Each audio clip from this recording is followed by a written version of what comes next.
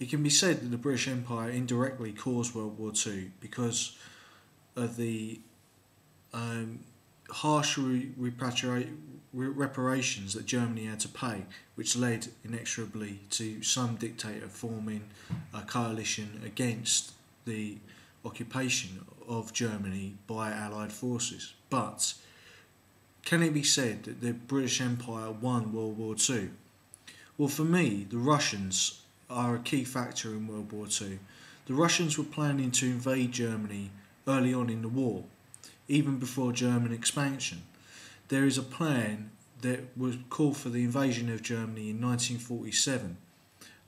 Incidentally and coincidentally, the Germans planned also to invade Russia in 1947. So there you could foresee a situation where Germany may have gone through Turkey, Scandinavia and into Russia and fought a Middle Eastern campaign against the Russians in the north of the Middle East and in Central Asia and Western Asia.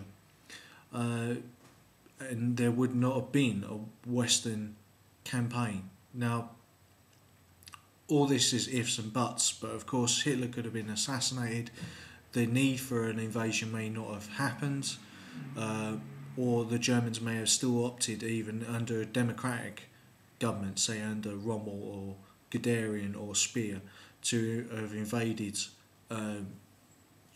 Russia. These are all questions which can't be answered in this video. What is certain is that the Russians had 32 million men. They spent more on the defence of their country or offensive ability of their country because they believed in worldwide communist revolution than all the rest of the world combined at the start of 1939. Now, the British Empire was a military hyperpower and an economic hyperpower still, even though it had lost most of its men military power from its zenith before the First World War. Even so, it was still able to do large-scale operations, and the Germans found quickly that after the British had absorbed the defeat of Dunkirk, that the British Air Force was trying to achieve air superiority over Germany, and the Germans were on the back foot. Also, American power cannot be overestimated because it was reliant on British technology, British code breakers, British intelligence to achieve its aims. If it hadn't been for British code breakers, the Americans wouldn't have had the ability to break the Japanese codes at Midway, and they would have been may have been defeated by the Japanese superiority in aircraft and carriers. Also, the Americans were given radar by the British. The British quickly attained superiority against German U-boats and technological superiority. Now, Britain didn't have much vaunted air defence systems that the Germans had, such as missile defence, radar control guns, the V2 weapons, obviously, jet fighters. Britain achieved that by the end of the war. But many of these programs were cancelled because Churchill did not believe in them. Instead, the British went for a nearly as good policy, which meant that they could produce more men and machines than the Germans in the selected, concentrated theatre of the Western Europe. In the Far East, the British trounced the Japanese in Burma. If the 1.5 million Japanese had not been sent to Burma, then they would have been available for the Ireland campaign against the Americans, and this would have led to the Americans having much higher casualties than they already had. In the first engagement in the Ireland campaign, it must be remembered that the Americans lost 1,500 troops trying to capture a 500-metre long island in the middle of the Pacific. The Americans developed excellent marine and amphibious tactics later on in the war, and Nimitz brought together the largest concentration of men, ships and aircraft that's ever been seen. But at the beginning of the war, this wasn't fully put together. In fact, it could be said that if the Americans had had the troops from the Pacific campaign available to them in the Western campaign, they would have quickly overrun the Germans, because that was the second fiercest theatre of war. What is certain is that the British Empire was able to mobilise nearly 7 million men from India, which played a vital role in stopping the Japanese advance into southern Asia, as well as Central Asia and Southeast Asia. It must also be remembered that the Japanese were defeated in Vietnam by the British Empire, and as well as the British Empire combating communist rebels led by Ho Chi Minh, who would later be known as the Viet Cong, who defeated the Americans. In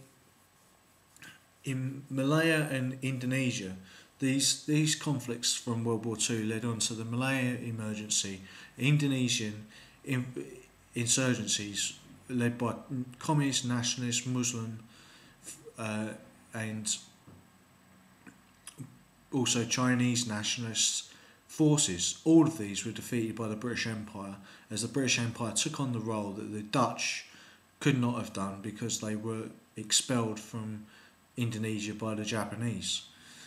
Now the Dutch were allowed back in, and that led to another emergency for them, but that's another story. The British Empire found its zenith in World War II. In actual territorial terms, it expanded itself into the Middle East, into Iraq, in areas that it had been expelled from before, and also secured a much stronger grip on Iran vis-a-vis the Russian invasion and British cooperative invasion of Iran, which allowed also the export of Azerbaijani oil to Russia. Without this oil, the Russians would not have been able to produce any of the goods and tanks, and also the manufacturing superiority over the Germans, which led to their victory in Eastern Europe. The Germans would have been free with their 3 million men versus 32 million men of the Russians, of much lower quality, to rampage through Western Asia all the way to the gates of Moscow and probably beyond. What must be known is that the Germans were always on the back foot in terms of men and even in machinery.